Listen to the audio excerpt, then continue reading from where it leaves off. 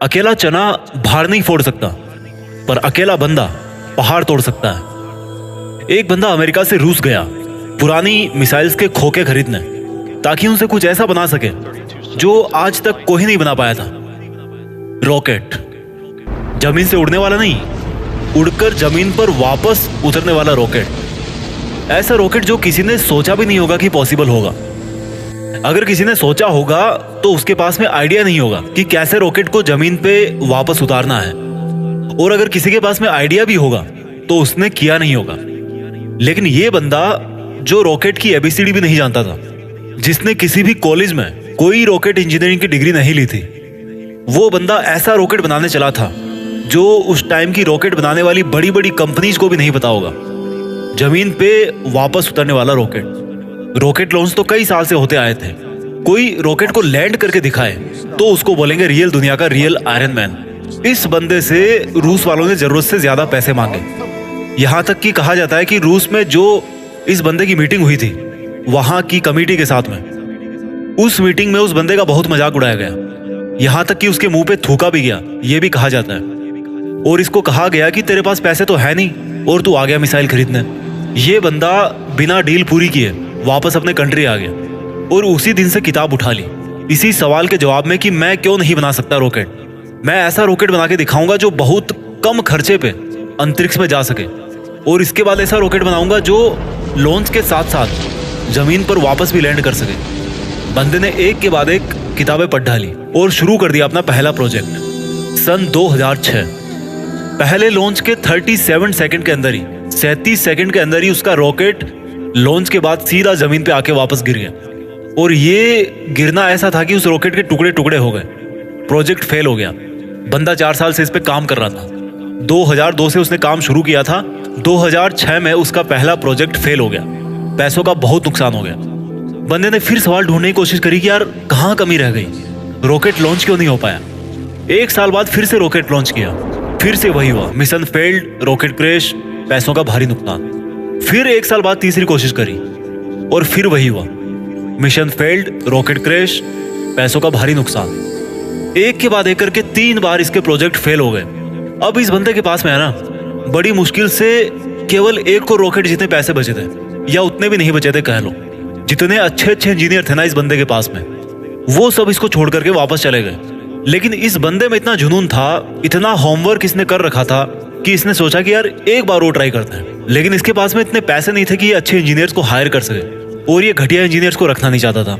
तो इसने डिसाइड किया कि जब मैंने इतनी पढ़ाई कर रखी है तो क्यों ना इस बार प्रोजेक्ट का चीफ इंजीनियर मैं ही बन जाऊं। वो बंदा खुद चीफ इंजीनियर था जिसने रॉकेट साइंस की कोई इंजीनियरिंग डिग्री नहीं ले रखी थी। बड़ी अजीब सी बात थी, बहुत रिस्की काम था ये। पैसों का पहले ही भारी नुकसान हो चुका था, लेकिन इस बंदे की हिम्मत का नुकसान कोई नहीं कर पाया। पूरी जान चौथी कोशिश में लगा दी, और उसके बाद में कुछ ऐसा हुआ ना जो आज तक कोई नहीं कर पाया। पूरी दुनिया ने एक नजारा देखा। दुनिया का सबसे कम बजट में उड़ने वाला रॉकेट सफलतापूर्वक लॉन्च हो चुका था। साइंस की दुनिया में ऐसी घटना पहली बार नहीं हुई थी, लेकिन इतने कम बजट के अंदर किसी रॉकेट को लॉन्च करना पहली बार हुआ था। ऐसा करके दिखाया उस बंदे ने जिसको किसी ने रॉकेट बनाना नहीं सिखाया।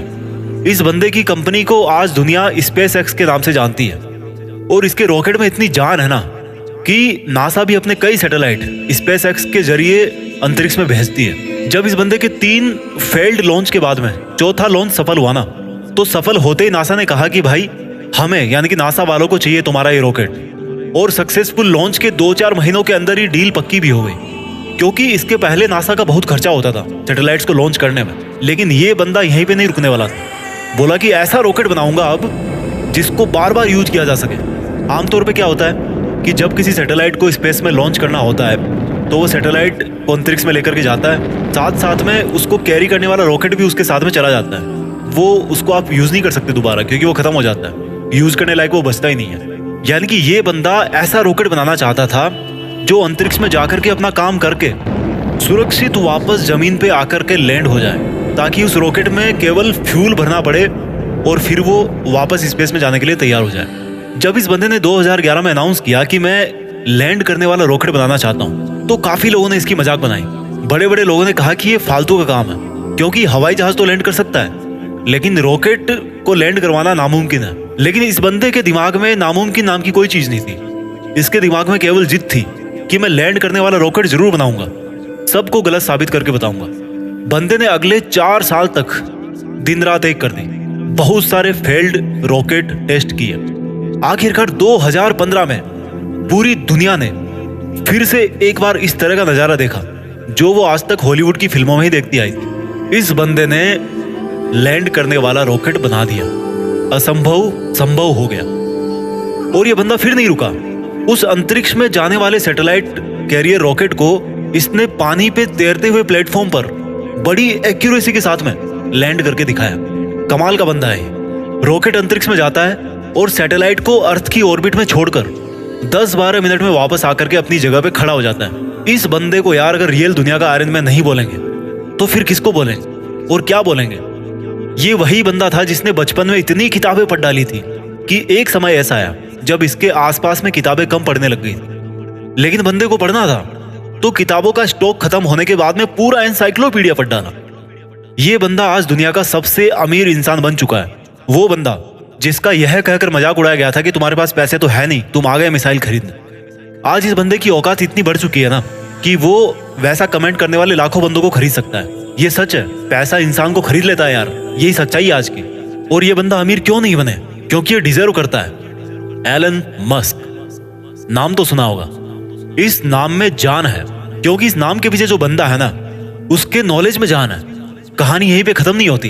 एलन मस्क ऐसे बहुत सारे काम करना चाहते हैं जो आज शायद इम्पॉसिबल लगते हैं, पर यह नहीं भूलना चाहिए कि वो लैंडिंग वाला रॉकेट भी किसी टाइम पे इम्पॉसिबल लगता था।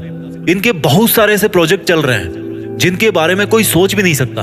इनमें से एक फेमस प्रोजेक्ट है हाइपरलूप, जिसमें जमीन पर हवाई जहाज से भी ज्यादा स्पीड पे ट्रेवल करने का प्रोविजन होगा। ऐसी टेक्नोलॉजी होगी। अब थोड़ी सी जरूरी बात करते हैं। भारत, हमारे कंट्री में दुनिया के सबसे ज्यादा जवान लड़के और लड़कियां हैं, इतने ज्यादा कि कई देशों की टोटल पॉपुलेशन भी इतनी नहीं है। हमारे कंट्री में भी ऐसे टैलेंट की कोई कमी नहीं है। जरूरत है तो सोच को विजन देने की, विजन के लिए आइडिया जनरेट करने की और आइडिया को एक्शन में बदलने की। एलन मस्क का प्लान है कि नियर फ्यूचर में हम धरती के अलावा भी कोई ऐसी जगह ढूंढना चाहते हैं, ऐसी जगह पे अपनी बस्ती बनाना चाहते हैं जहां पर इंसान सुरक्षित रह सके। क्योंकि हो सकता है भविष्य में कोई एस्टेरॉइड धरती से टकरा जाए और धरती से मानवता ठीक उसी तरह से खत्म हो जाए जिस तरह से कई साल पहले डायनासोर धरती से चले गए थे, गायब हो गए थे। और इसलिए इनके फ्यूचर के प्रोजेक्ट में एक प्रोजेक्ट ये भी है कि मंगल ग्रह पर इंसानों की बस्ती बनाई जाए। इनका बड़ा तगड़ा है यार इनका विजन, और ऐसा विजन आज हमारे यूथ में होना बहुत जरूरी है। अगर ये बंदा कर सकता है ना तो समझ सकते हो कि इंसान का दिमाग कितना पावरफुल है, इंसान की हिम्मत कितनी पावरफुल है, इंसान की कैपेबिलिटी क्या है और इंसान के लिए क्या इम्पॉसिबल है। एलन मस्क का मानना है कि फेल होने से नहीं डरना चाहिए, क्योंकि फेल होना भी एक ऑप्शन होता है, लेकिन काम ना करना कोई ऑप्शन नहीं होता। ये खुद मानते हैं कि ये एक हफ्ते में लगभग 120 घंटे काम करते हैं। अगर 7 से डिवाइड करोगे ना तो लगभग 17 घंटे के आसपास आएंगे एक दिन में निकल के। कई बंदे तो इतना सोते होंगे। इनका कहना है कि मैं वो काम नहीं करता जो जरूरी है, मैं वो काम करता हूँ जो मुझे लगता है कि मुझे करना चाहिए।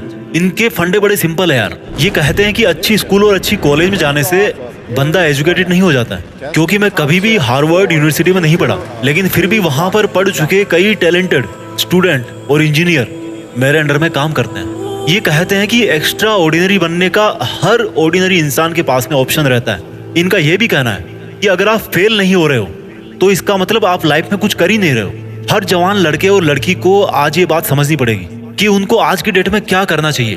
क्या उनको वो करना चाहिए जो उनको लगता है कि जरूरी है, या उनको वो करना चाहिए जो उनको लगता है कि उनको करना चाहिए। इंसान तब ज्यादा बेहतर कर पाता है जब उसको पता होता है कि उसको क्या करना चाहिए। एलन मस्क को किसी ने रॉकेट साइंस नहीं पढ़ाई थी, पर इनको लगा कि उनको रॉकेट साइंस पढ़नी चाहिए, तो इन्होंने खुद पढ़ी, क्योंकि इनको पता था कि इनको क्या करना चाहिए। आज की डेट में किसी बंदे के लिए कुछ करना मुश्किल नहीं है। अगर मुश्किल है तो वो ये है कि उसके पास में कोई गोल ही नहीं है, उसको पता ही नहीं है कि उसको करना क्या। लक्ष्य निर्धारित नहीं करना सबसे बड़ी प्रॉब्लम है। फेल होना कोई प्रॉब्लम नहीं है। एलन मस्क का मानना है कि नॉइज से ध्यान हटाकर सिग्नल की तरफ ध्यान दिया जाना चाहिए। उनका मानना है कि प्रॉब्लम कोई प्रॉब्लम नहीं होती, प्रॉब्लम का सॉल्यूशन ढूंढना एक प्रॉब्लम है। शब्दों में थोड़ा सा फेरबदल करने से पूरा वाक्य जो है ना, उस पूरे वाक्य का अर्थ बदल जाता है। और माइंड में थोड़ा सा विजन आपकी पूरी जिंदगी बदल के रख सकता है। अगर आपकी लाइफ में कोई प्रॉब्लम नहीं है ना आज, तो प्रॉब्लम क्रिएट करो खुद के लिए। कैसे करोगे? एक बड़ा लक्ष्य निर्धारित कर। हमारे देश के युवाओं को आज इस क्रांतिकारी मनुष्य से सीखने की जरूरत है। हालांकि ये भी सच है कि हमारा देश ऐसे क्रांतिकारी युवाओं से भरा पड़ा है, बस उनको अपने आप को पहचानने की जरूरत है। वो बंदे भी एलन मस्क की तरह कुछ ऐसा कर सकते हैं जो कोई सोच भी नहीं सकता। दम है तो कुछ बड़ा करके दिखाओ। देश में अपना नहीं, बल्कि दुनिया में देश का नाम कर जाओ। जय हिंद, वंदे मातरम।